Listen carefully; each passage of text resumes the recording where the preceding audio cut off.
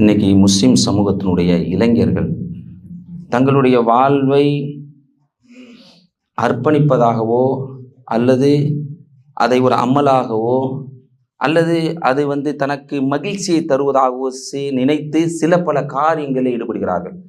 அப்படி ஈடுபடக்கூடிய காரியங்கள் ஒன்றுதான் இஸ்லாத்தில் இல்லாத, குரானிலோ ஹதீஸிலோ அல்லது முழு உலகினுடைய எந்த பகுதிகளிலும் இல்லாத மௌலூத் என்கிற பிதுகத்துடன் கூடிய சிறுக்கான வாசகங்களை அறியாமல் இளைஞர்கள் அதன் பக்கம் சொல்லக்கூடியவர்களாக இருக்கிறார்கள். ஒரு பக்கம் வேற ஒருத்தவங்க சென்றுட்டு இருக்காங்க, பெரியவர்கள் அதை ஆதரிக்கக்கூடிய மக்கள் இருக்கிறார்கள்.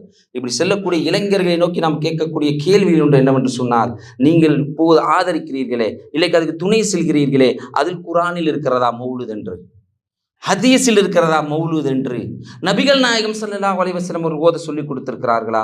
சஹாபாக்கள் செய்திருக்கிறார்களா? முழு உலகத்தினுடைய ரஷ்யாவுக்கு ஃபோன் பண்ணுங்க, கஜகஸ்தானுக்கு ஃபோன் பண்ணுங்க, உஸ்பெகிஸ்தானுக்கு ஃபோன் பண்ணுங்க, அமெரிக்காவுக்கு ஃபோன் பண்ணுங்க, சூடானுக்கு ஃபோன் பண்ணுங்க, எந்த நாட்டிலேயாவது ஃபோன் பண்ணி நீங்க கேட்டு பாருங்க, பாய் குரான்ல இருக்கிறா மௌலூது, ஹதீஸ்ல இருக்கிறா மௌலூதுன்னு கேட்டு பாருங்க, இல்லை என்ற பதில் தான் வரும். வேர்ல்டு ஸ்காலர்ஸ் உடைய பேச்சை கேட்டு பாருங்க, அது மௌலூத் என்ற ஒரு வாசகம் இருக்குதா? இல்ல. அப்ப குரானிலும் ஹதீஸிலும் இல்லாத ஒரு காரியத்தை செய்வீர்கள் என்று சொன்னால் அதற்கு பெயர் புதுமையான வழிகேடு. புதுமை, அந்த புதுமை அனைத்தும் வழிகேடு. அந்த வழிகேடு நரகத்தில் கொண்டு போய் சேர்க்கும் என்று நபிகள் நாயகம் ஸல்லல்லாஹு அலைஹி வஸல்லம் சொல்லியிருக்கிறார்கள் என்பதை நினைவில் நிறுத்திக் கொள்ள வேண்டும் சகோதரர்களே. ஒரு கால்பிடர் ஒரு காரணம் அதை சொல்லல. ஒருவேளை அப்படி இருக்குது நீங்க காட்டினா, இல்ல இருக்குன்னு காட்ட நாங்க செய்ய தயாரா இருக்கிறோம். குரான்ல இருக்குன்னு காட்டுங்க, ஹதீஸ்ல இருக்குன்னு காட்டுங்க, ரசூலுல்லாஹ் சொல்லியிருக்காங்கன்னு காட்டுங்க, சஹாபாக்கள் செஞ்சிருக்காங்கன்னு காட்டுங்க, செய்ய தயாரா இருக்கும்.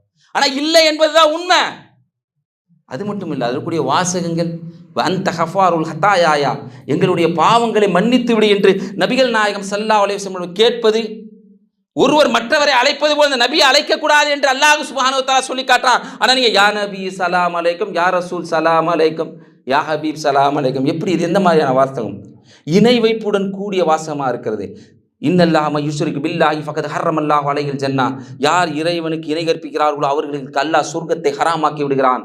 கவனத்தில் கொள்ளுங்கள் சகோதரர்களே, நீங்கள் ஓதக்கூடிய, நீங்கள் ஆதரிக்கக்கூடிய, அது செல்லக்கூடிய மௌலூது குரானின் ஹதீஸிலும் இல்லை, அது புதுமையான வழிகேடுகள் ஒன்றாக இருக்கிறது என்பதை நினைவில் நிறுத்தி இந்த தீமையான காரியங்களிலிருந்து விலகி முழு உம்மத்திற்கும் குரான் சுன்னா அடிப்படையிலே செயல்பட்டு அவருடைய ஈடேற்றத்திற்காக நீங்கள் பாடுபட வேண்டும் என்ற கோரிக்கையை வைத்தவனாக எனது இந்த உரையை நிறைவு செய்கிறேன்.